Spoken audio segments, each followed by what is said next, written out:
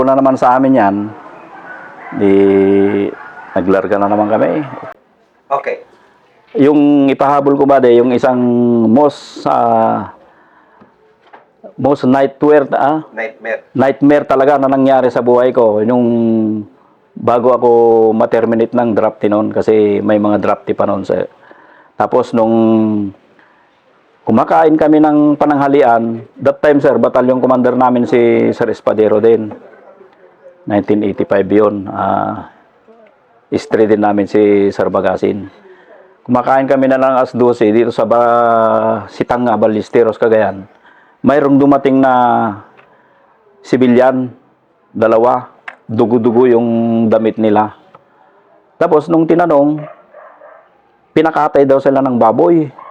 May 200 plus daw na bisita sila sa barangay na mga NPA. At may mga wounded daw na nakaduyan. Yun na, hindi pa natapos yung pagkain namin. Asimbol kami. 1 platoon. Mula dun sa batalyon namin, senior cut na namin yan kasi malapit lang dun eh. Yung kinaroroonan ng kalaban nasa barangay Anunang, sakop ng Abulog Cagayan. Pero kung titingnan mo, halos mga 7 kilometers siguro ang layo dun sa batalyon. Kaya lang gubat yung likod ng batalyon namin, mga masukal talaga. Doon na kami nag-shortcut. Kasama na namin yung dalawang sibilyan. Nung malapit na kami doon sa area, yung isang team, lead scout ako noon, tapos sumunod yung kabats ko, tapos yung team leader namin, official namin, si Lieutenant Astrero. Mayroong nagpahabol doon sa bukid. Nagpahabol na hinabol namin. 11 kami na humabol. Hindi namin, violation yun eh. Kasi dito sa right namin, may mga school dyan, bahayan, nandun pala yung mga kalaban. Paghabol namin, doon kami binagbagan. Volume fire talaga sila. Napin down agad yung Siam. Yung Siam na Ngayon, dalawa kami ng kabats ko, yun lang ang Nasyak pa kami buddy kasi pag volume fire, napaupo lang kami. Pag upo namin, talagang dyan sa tabi namin, halos umalikabok ba. Sabi ko, Rats, dive! Sabi ko, kasi dun sa tabi ng daan, mayroong yung aripit, sabi namin, yung dalawang pilapil na magkatabi, na dinadaanan ng tubig yan, patubig. Lampas tuhod yung lalim niya. Doon kami nag-drop. Tapos pag-drop namin, dami nang pick up yan sa amin. May buhay pang dalawa. Ganon sila, alam nila eh, kasi malapit lang eh. Halos 30 meters, ganyan. Yung daan lang ang pagitan namin, nandito yung bahay. Dito kami sa kabila. Tapos nung yung kasama namin, wala na, puro yung tama na nila yung Siyam yun, pin down. Oo, Siyam, pin down yan. Pero yung iba, slight lang yung tama. Gumapang na rin sila, doon sila sa loob ng aripit, doon sa pilapil.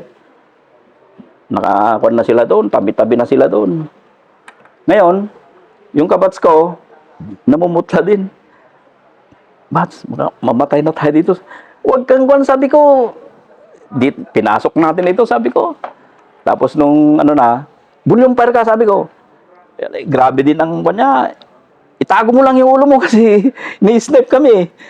Ganyan ang ginagawa namin. Pagka sumisigaw, may megapon pa. Sumuko na kayo. Ganon yung nakamegapon. Sumuko na kayo. Wala na yung mga kasama nyo. Sabi, patay na. Pero nagkipag-usap pa yung opisyal namin. Huwag kayong sabi niya sa akin. Kung maubos yung bala mo, Steve, ganon siya sa akin. Sinong opisyal yun, Master? Si Lieutenant Astrero. Taga Victoria, Tarlac. May tama na rin siya. May tama na rin. Sabi niya. Tagiliran yung tama niya. Tapos yung senior namin na isa, yun ang isang tumakbo din na pero slight yung tama niya ngayon. Tinamaan ulit dun sa may noo. Talagang natungkab yung noo niya, si Sergeant Macho. Pero hindi naman hindi namatay. Yun na, parang Steve, ganun-ganun na sila. Talagang, huwag kang ikaw yung ganon-ganon sila. Mabuti dun sa yung isang kasama namin na ilang team, dalawang team yata yon. Pero malayo sila. Mga nasa 50 meters siguro ang layo na sa amin. Yung isang junior ko doon na trainee, first class, si Kayatok, barman namin yon. Highlander yun eh. Yun ang barman. Yun ang bumaback up sa amin. Yun ang, pag may mga gumagapang na kawan, yun ang bumabanat. Talagang magaling din yun. Nag-change position sa may nyugan. Yun, nung ginagapang na kami ng kalaban, nakita ko, naku, malapit na. Binanatan ko ngayon. Nakita ko talaga na umangat pa yung ulo niya. Ngayon, nagtaka ako, bakit umaatras? Ngayon, may tali pala. May tali din dito. Sa baywang, hinihila din. Ubus ng bala namin. Tapos nung, nirecover ko na yun nung mag-aalas 5, magdidilim na rin yun eh. Nirecover ko na yung mga baril ng kasama ko. Patay na. Hindi, walang namatay doon. Puro wounded lang. Oo. May kwan pala, may nag-reinforce din sa amin na chopper. Si Batcom namin, kasama doon. Sa nag-reinforce na chopper. Kaya lang, hindi naman kwan, nagtaka kami. Umikot lang. Bumalik din ulit. Na kwan pala. Natamaan pala yung piloto.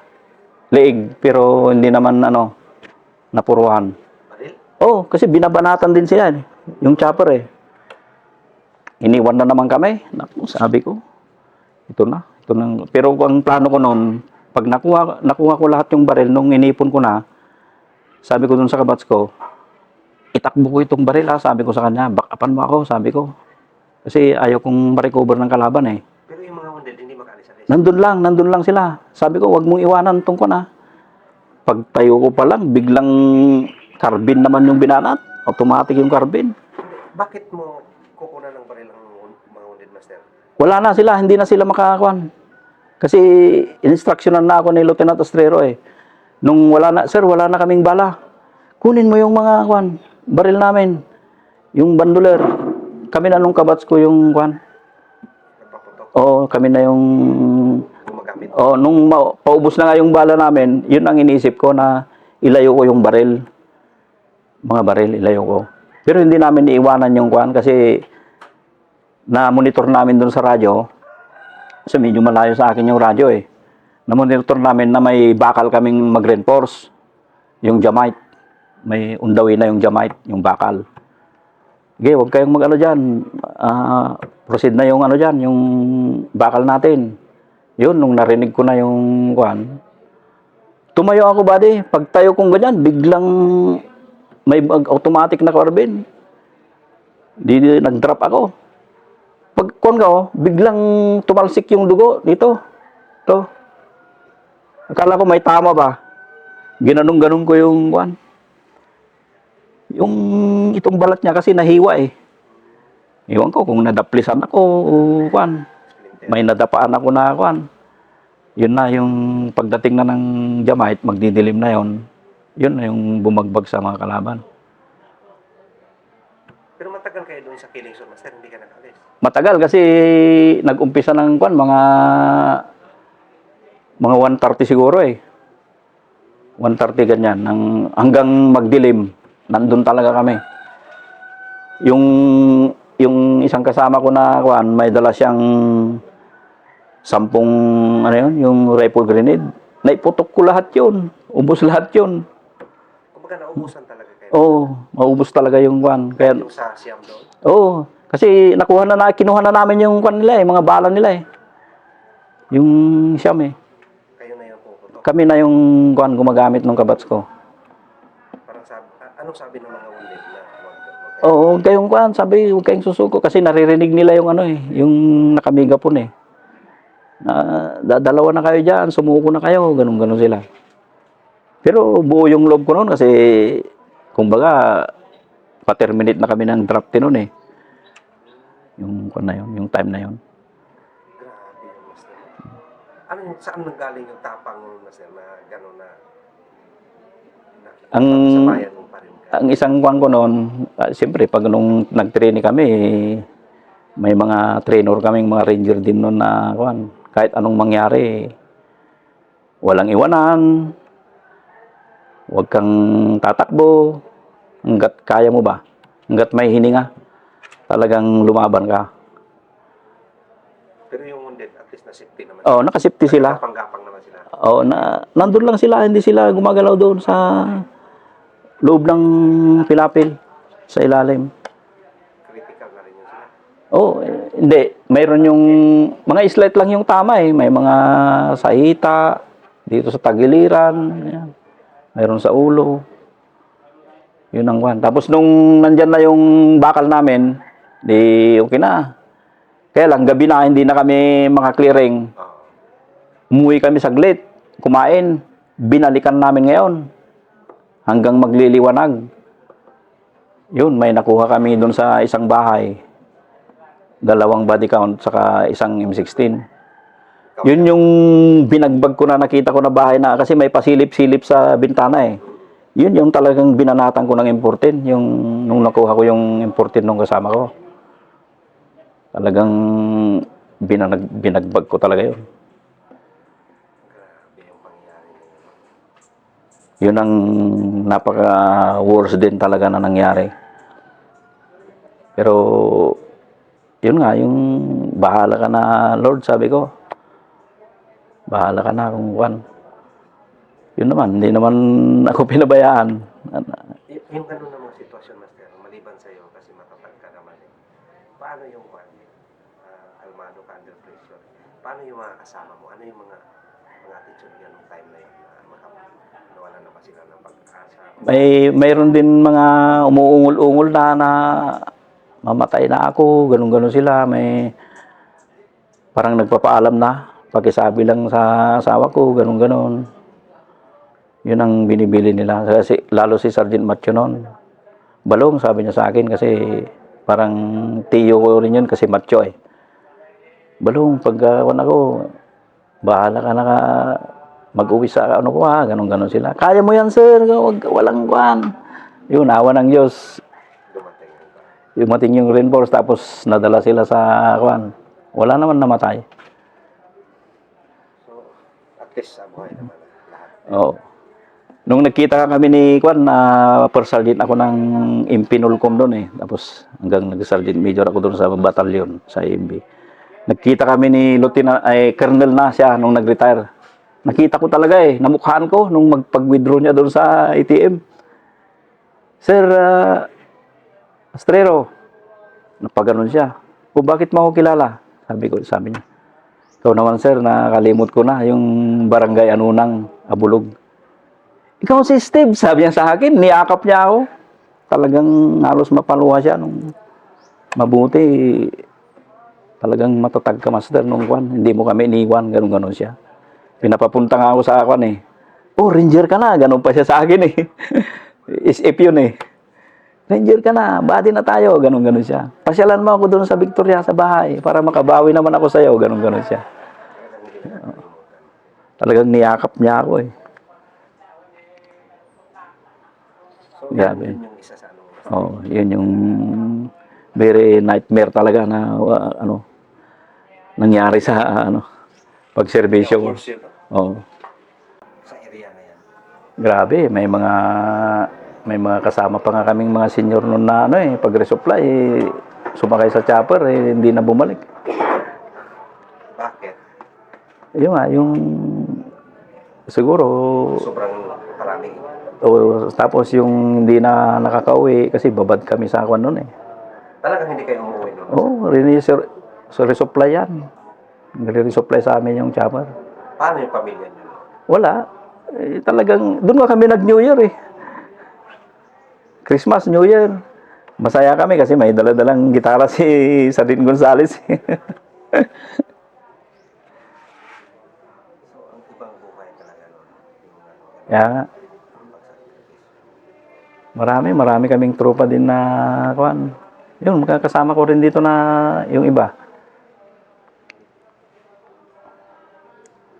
Yun ang Ano ang message mo, Master, naman ngayon? sa mga Nagsilbi ka sa bayan, nakapag-contribute ka. Ikaw naman ang magbigay ng mensahe sa sinakripisyohan mo? Yung nangyari na yon, talagang nagpapasalamat ako kay Lord, kay God. At least sa tagal ng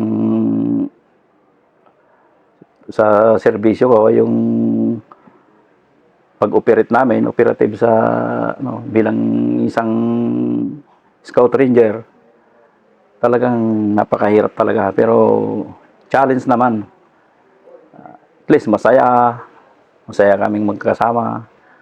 Hanggang ngayon, nakapag-retire ako ng maayos. Nag-compulsory ako. Kaya lang, medyo kasi sa January pa ako mag-pension bali.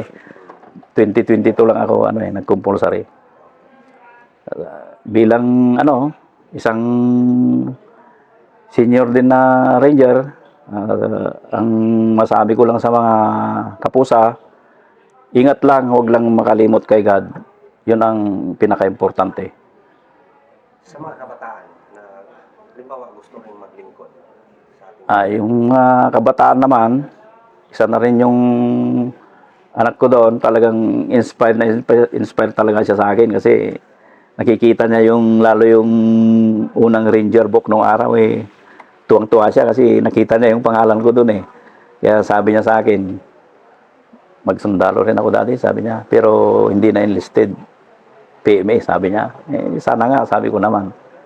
Yung mga kabataan na gustong pumasok, kung makapasok kayo, pag mag-aral kayo, pagbutihin nyo lang yung pagserbisyo para at least marating nyo rin yung aking narating at makatulong kayo sa inyong mga pamilya.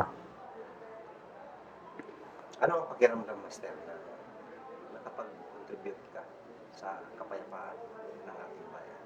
Ay, hindi matatawaran ng kasiyahan ba Talagang masayang-masaya ako. Tapos lalo pagka anniversary natin, nagkita-kita tayo doon lahat sa Bulacan. Sobrang saya talaga. At pinagmamalaki ko yon. At sana yung mga gustong magserbisyo din ng maayos, magtrabaho lang kayo. Sumunod lang kayo sa mga patakaran ng mga officers. Yun lang ang Yun lang sa akin, Master. Maraming salamat. Gusto ko may dagdag. si ISRA